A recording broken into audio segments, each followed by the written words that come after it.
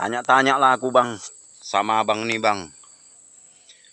Orang yang nanam sawit ini bang, kebunnya lebar-lebar nih banyak juga dengar aku jadi haji bang. Banyak deh. Jadi haji atau apapun, sebab haji-haji ini yang kebun sawit nih duitnya duit dingin, duit baik-baik lah hasil bumi. Tapi bang, macam mana lah itu bang tanah yang tumpang tindih itu bang? Wah, tumpang tindih ini lah yang gawat nih dek. Bahaya kalau udah tumpang tindih nih. Kayak mana lah itu bang haji-haji yang geser-geser tanah orang itu bang. Udah itu duitnya dimakan dia untuk naik haji. Wah, kalau kau tanya kayak gitu dek, tanyalah sama ustadz. Aku pula kau tanya kayak gini, yang kurang paham lah aku. Cuman biarlah, kalau kata ustadz-ustadz itu ya kan, ini aku pun tahu dari ustadz-ustadz, entah betul entah enggak, aku pun nengok-nengok ajanya. Katanya orang yang apa ini, dek, kalau orang menggeser tanah orang, kalau bahasa kami di sini mengengsut, tanah orang diengsut-engsut, ya kan? Batas tuh digesernya. Wuh, ini ngeri. Inilah kata Ustadz apa semalam tuh katanya. Inilah nanti yang bakal jadi bencana besar, jadi malapetaka buat orang ini di akhirat nanti. Karena katanya kalau sejengkal aja, sejengkal tanah kita geser, itu hukumnya itu hukum vertikal, dek. Hukum lurus tegak ke bawah. Artinya sejengkal dia ambil dia, tapi kedalamannya sampai ke dasar bumi itu, dek. Dihitung secara vertikal seperti ini. Sejengkalnya diambil dia di atas ini. Nah, tapi hukumnya sampai ke bawah nih, sampai ke bawah. Bayangkan aja kedalaman bumi, dek. Dari atas bumi itu sampai ke dasar bumi itu dalamnya sekitar 6.371 kilometer. Bayangkan. Tegak lurus. Jadi kalau 6.371 kilometer itu kalau dibentangkan seperti ini, dilebarkan satu hamparan macam itu, dilebarkan dari 6.371 kilometer itu menjadi 32 hektar. 32 hektar dengan ketebalan 1 meter ya. Itu menjadi lebarnya selebar 32 meter. Bayangkanlah, hampir-hampir 32 lapangan sepak bola. Itulah yang ditanggung orang yang menggeser tanah ini sejengkal tadi itu. Jadi hukumnya nanti di sini hajab deh nih. Kata Ustadz tuh hajab deh. Sama Ustadz tuh digini-gini karena dia apa kau tanah orang kau geser-geser ya. Asik digeser-geser tanah orang. Jadi yang bahayanya lagi deh bukan cuma di akhirat aja dia berurusan, di dunia aja pun dia udah sulit. Sulitnya apa? Sholat lah dia dari hasil ibadah dia ini, dibawanya makan, dibawanya pas sholat lah dia ibadah haji atau apa. Kata Ustadz itu pahala dia ini bukan untuk dia, ditransfer deh, ditransfer, cung, pahalanya ini bukan untuk dia, tapi jatuhnya untuk si korban, yang tanahnya diengsut ini, yang tanahnya diambil ini. Jadi kau kalau umpamanya tanah kau digeser orang dek, umpamanya tanah kau diengsut orang, kau tabah aja lah, sabar aja lah ya kan. Hidup bukannya lama.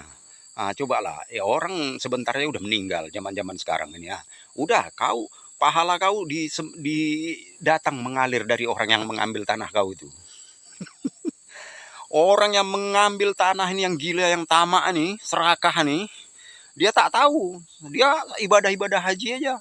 Dia sholat-sholat aja, sedekah ini. Pahalanya ngalirnya ke tempat orang si korban yang tanahnya kau ambil ini. Coba bayangkan. Apa tak hajab kita?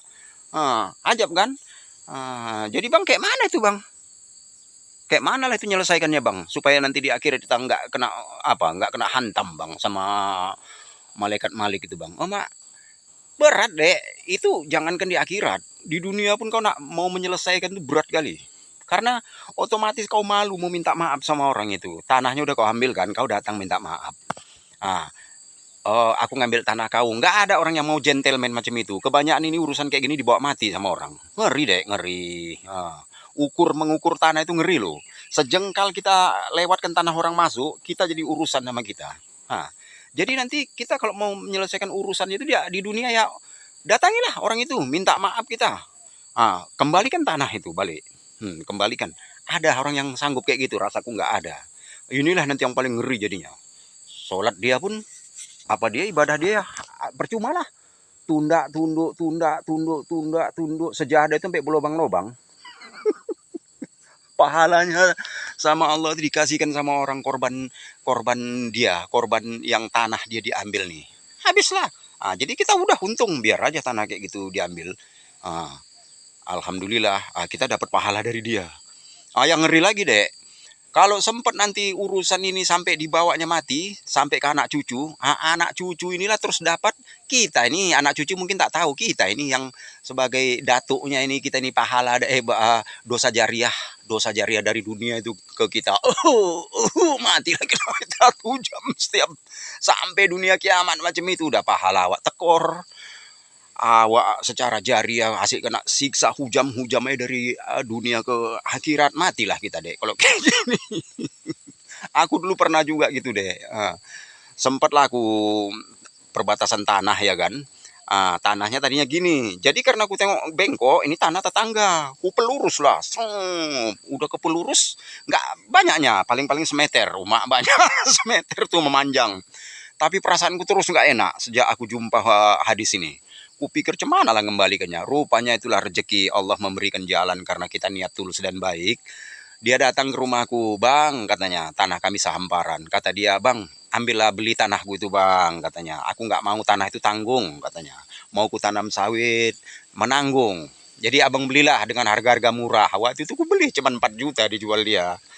Oh, aku belilah tanpa pikir panjang, gara aku mikirkan batas tadi itu ya kan. Aku ambil, semua aku beli. Sekarang aku tanamin itu, alhamdulillah. Udah lepas aku, karena tanah udah aku beli. Tadinya aku gitu juga. Oh, udah kita nggak punya dosa tentang tanah itu, ngeri. Hukum-hukum tentang dosa udah itu, ukur-ukur tanah ini, tanah sembarangan. Tanah orang kita ukur berlebih macam ini, habis kau dihantam kita nanti deh sama malaikat malik, tik tik tik tik tik tik, pap, ngeri. Makanya ya mah hati-hatilah kalau urusan tanah, jangan macam-macam, ngeri. Wah, oke deh ya. Jangan dibilang urusan tanah ini ya paling banyak ini dimiliki urusan tanah ini, sengketa ini sama orang yang pekebun-pekebun sawit, tahu. Orang itu nantilah di sana itu mainan Bang Malik gitu. Haji juga dia. Sholat tuh kusuk-kusuk, tapi dosa masa lalu dia tidak diselesaikan dia. Dia pernah ngambil tanah orang, dia ambilnya tanah orang. Orang yang punya ini karena nggak bisa melawan, dia orang kaya, dia orang besar, mengalah aja orang, apa ini, orang susah ini. Tanahnya diambil, digeser, diengsut, biar aja. Tapi nanti tunggu kau Ji. Bang Haji, sabar kau Ji. Tunggu nanti ada bagian kau. Diginikan kau nanti sama apa? Malaikat Malik. Bendol-bendol petak ala kepala itu, geng. Bukan bendol bulat, bendolnya petak-petak gini.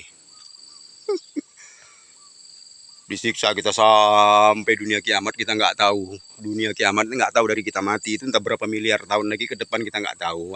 Ngeri, ngeri, ngeri, ngeri. Kalau ku ceritakan dek, nggak ndodos-ndodos aku. Ini udahlah semalam awak ndodos nggak siap-siap. Ini ku tambah lagi.